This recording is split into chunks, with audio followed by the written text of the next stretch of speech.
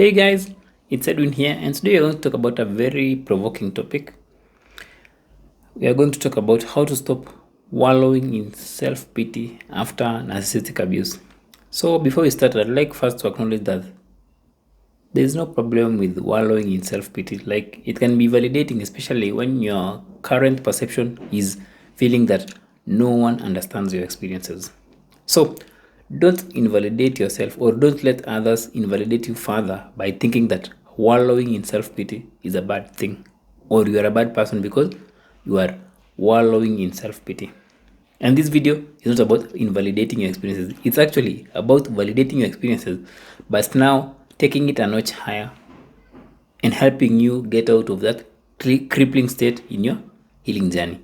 Because self-pity can be very paralyzing if you stay there in long term, and it can even prevent you from working on yourself or rising above that dark pit.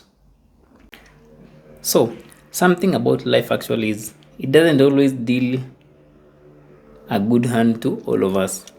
And when life has shown us or has shown you those unpleasant experiences like abuse, neglect, betrayal, and other shortcomings, you'll of course feel that the world is a terrible place for you, or the world is a cruel place just for you. You may have experienced like childhood trauma or abuse, only to find yourself in another toxic relationships, or in another narcissistic relationship in your adulthood, which further reinforces the idea that the world is such a cruel place for you. So self-pity is this deep feeling of unhappiness about yourself and your negative experiences in life. The other thing we need to understand is this: self-pity is not an emotion. It is a state of mind which you develop as a result of your past experiences and what you've been through in your life. So you develop this mindset when you dwell so much on the negative aspects of your life, on the things which are happening in your life, but on the negative side, not on the positive side. And this often leads to feelings of hopelessness, sadness, helplessness, and deep self-hatred. And it can be great once in a while to feel sorry for yourself or to pity yourself, because it can be a great instigator of change in your life. But there's still a problem with self-pity. So what is wrong with self-pity? So let's understand this very, very slowly. So, like, when you stay in self-pity for a very long time, it can feel like a dark pit which is very difficult to climb out of. Like, you may stay in this dark pit for too long, especially if you don't seek help early enough to address your unhealed wounds, or if you find yourself repeating like unhealthy patterns in your life. These repeating can be either like unconsciously or consciously. So self-pity feeds on self-pity, and it's a vicious cycle that keeps you from moving forward in life. Like, when you pity yourself so much, you may fail to act in your present life, and when you don't act in your present life, you will find yourself to clinging to those old negative thought patterns. So when you cling to those negative thought patterns, your actions will consciously or unconsciously flow with those thoughts, because thoughts drive actions. For example, if you get stuck in this circle of self-pity after narcissistic abuse, you will not seek help to address your unhealed wounds, and you will not also even learn about boundaries, because you have this deep feeling that you are helpless, and even taking responsibility and learning about those things is futile. So you may find yourself binge eating, or just engaging in some unhealthy habit, or even sleeping around, right? So with extreme self-pity, you will not be aware of the dangers you are exposing yourself to, and you will not even take care of yourself in this present moment. So this will mean that you may either like find yourself in another toxic relationship, or your health may deteriorate because of lack of awareness in those unhealthy habits. And that's how you find yourself falling deeper into that dark pit. Self-pity creates more self-pity, because you slide more and more into patterns that will make you feel sorry about yourself. Like, when you get sick, you also start now feeling sorry about yourself. But if you would have watched and took healthy habits, you would not feel sick. So self-pity breeds more self-pity.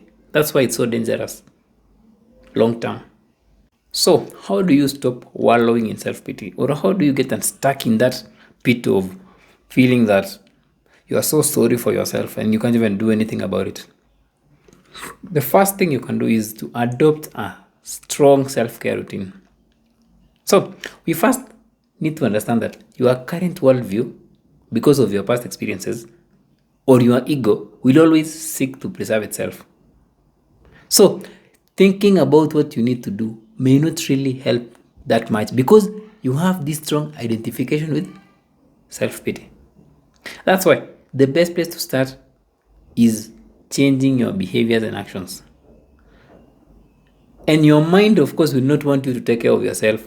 But if you look at your actions and just build a routine around taking care of your body, even when your mind doesn't feel like you are just starting to build yourself up. So it's more like you force yourself to go to that gym. You force yourself to take those healthy meals. You force yourself to wake up early. You force yourself to go to work. Like you just force yourself to take care of yourself. And I emphasize here on the word force because your mind and you not have the motivation to even do it. So you just force yourself. Don't think about it like I will take care of myself tomorrow, but if I get the motivation, no, just do it.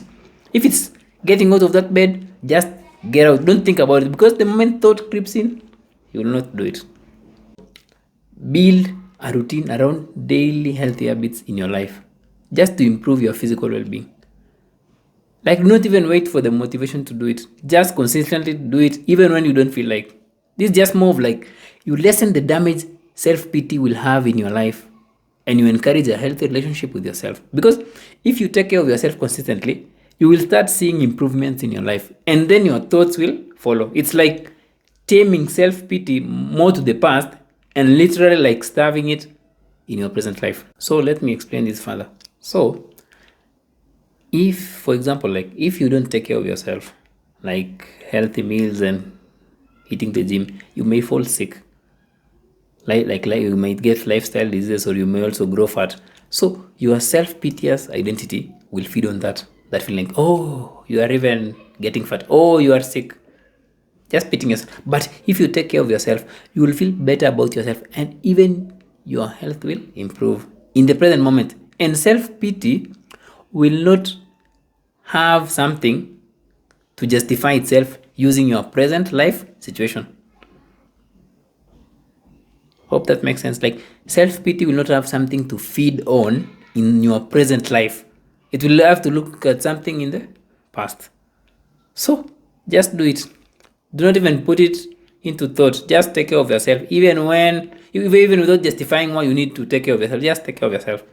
And a question that can help you in this moment is like, how can I take care of myself today? Just that simple. And then write it down and then just do it.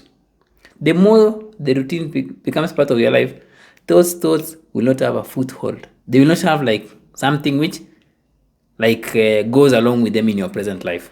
So that's why the first place to start is just taking care of yourself. The second thing that can help you is to be mindful of your thoughts. Here's the thing about thinking. Negative thoughts feed negative thoughts, and that's just the cycle of thinking. So when you are wallowing in self-pity, the main question which will be playing in your head is something like, why me? And then of course, because of your past experiences and your current distorted worldview, the mind will feed it with, because you are not good enough, because you are stupid, because you are gullible, because you are unworthy. And that's the internal dialogue which mostly happens deep within us when something unpleasant happens in our lives. So the key to this being mindful is not to follow along with those thoughts. Because when you follow along in your mind, they will lead you back to that dark pit. Because negative thoughts are like sheep. They follow one another till the edge of the cliff. So the moment you just catch those thoughts arising and just watch them, don't follow along with them. You can take a journal and just write about them, but don't follow along with them. Don't analyze them in your head. Just expose them by writing them down. That will really help you at least not follow along with what your mind is feeding you, because your mind will lie to you because of your past experiences. I made an episode in the past talking about painful thoughts, and I will link it in the description so you can check it out. So do not follow along with those negative thoughts. Do not follow along with them. Just watch them or write them down in a journal. That really helps. The third thing is to take full responsibility of your life. The thing is, the abuse and everything they did was about them and their distorted worldviews. But now, healing is about you. Healing is about you discovering yourself. Healing is about you finding yourself. Healing is about you living a happy life. And the fact that you can even watch this video or even wake up in the morning, regardless of how you're feeling, simply means that you can still do something extra in your life or with your life to make yourself better. Like, you are not that helpless after all. You have the ability to turn this around so that you do not find yourself in these patterns in future, so that this past does not overpower you. And that's the power of taking full responsibility of your present life. And not the word present life, it means that in this moment you can choose to wake up tomorrow and set intentions for your healing journey and just do something for you. Because when you take full responsibility of your life, you are acknowledging that it's your job to dig yourself out of that dark pit. Even when you don't have the energy to do it, or even when you don't know how to do it, you can even just shout up there and call someone like, hey, help me out of here. And then someone will try to pull you out. So when you take full responsibility, it doesn't mean that you do it yourself. It just means that you are also opening yourself to seek help. But you want to get out of this. So that will really help you get out of this dark pit. The fourth one is practice gratitude and acknowledge the good things you have in life. Actually, the antidote of self-pity is looking at the good things you have in your life. Because self-pity will make it really feel like you are in this dark hole and you have nothing left to offer in this world. Like the world is just the worst place for you. That's where now taking that gratitude journal will come in handy. Because there are amazing things that have happened in your life or that are happening in your life in your life presently. But when you are in this dark pit, all you can see is darkness. And that's where now you can light it up by practicing gratitude. So what you can do is take each morning and evening to write at least 5 to 10 things you are grateful for in your life. Because there are things you have that someone else wishes they'd have, or that someone else doesn't have in their lives. Like even just having internet, taking breakfast, enjoying the sun, having a roof over your head, even having eyes. Like there are many things which we are having and we mostly take for granted because of self-pity. Actually, there's a very great stoic technique called negative visualization, which can really show you the amazing things you have in your life presently, which your current mind and your current perspective is taking for granted. I'd highly recommend it. I'll attach it in the description. It's a great visualization. It will really show you the amazing things you have in your life. And when you practice gratitude, slowly by slowly, you'll realize that your life is not the worst place as your mind wants you to think. It's not the worst place after all. There's still amazing things within you. There's still a bit of awesomeness in your life. That really helps to stop this wallowing in self-pity. Stop this, the world is an unfair place to me. It really helps. The last one is to change your perspective on what you study and learn. Actually, this is a very great one which you can even start today. So, instead of learning about why they did it, like why did the narcissist do ABCD, or why did my parents do this to me, or why those unpleasant things are happening in your life, change your learning. Just your learning. Change it to how can I stop overthinking? How can I stop wallowing in self-pity? How can I stop missing the narcissist? How can I move forward with my life? It's more of learning about coping mechanisms instead of learning about those people who hurt you in the past. Because the fact that you are focusing on how to means that already there is a deep shift within you and you want to really grow out of your past experiences. And I want you to understand here, there's no problem about learning about them. But the greatest learning or the most chunk of your learning should be about you and not about them. Because when you learn about yourself and the coping mechanisms, you will immediately jump into this state of being in control of your life. It's like you are accepting the challenge which is being presented to you by the universe. Try this. You don't even have to do anything practical now because you don't feel like you're just learning.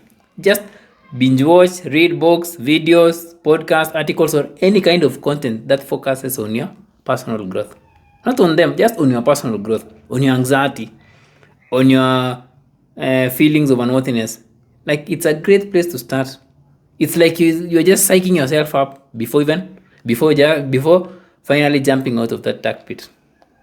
In fact, I'll share something in the future about how to use knowledge when you're growing yourself after leaving an abusive relationship. It really helps. Like use knowledge to grow you, not use knowledge to understand them. That's a very, very great perspective that will really get you out of this pit.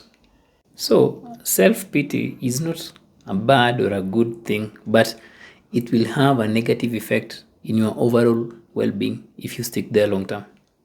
Because it will keep you stuck in this dark prison, yet all along, what you need to do is to just show it your middle finger and break out of that prison. It's not who you are, it's just what your past experiences want you to believe. It's just what your current perspective wants you to believe. It's just what your mind wants you to believe. Because past experiences are just clouding your judgment on who you are at the core of your being. Your mind will lie to you. Do not trust it. It can also be a form of protection or a great survival response, especially when you've been in a traumatic situation where you really felt helpless, like childhood trauma. So you can feel that just self-pity is the best thing to do. So in conclusion, don't feel bad about yourself for wallowing in self-pity. Wallow in self-pity, but learn and strive to take care of yourself. Even if every bone in your body doesn't want to. Even if your thoughts are like, no, you don't even deserve anything like taking care of yourself. Just eat those unhealthy food. No, just say, yes, I'm very, very unworthy, but I'm just eating. You see, the action there, like the thought is just playing its things, but you're just eating these unhealthy meals. You're just taking a walk. You're just hitting the gym. Just do it. And then slowly by slowly, you'll grow from being helpless to hopeful. I take those small practical steps to really build the mental strength that will help you stop wallowing in self-pity and just thrive in life. It's not the easiest, but it's actually the most transformative bit of this journey. Hope you found this informative, guys. Have a nice evening. See ya.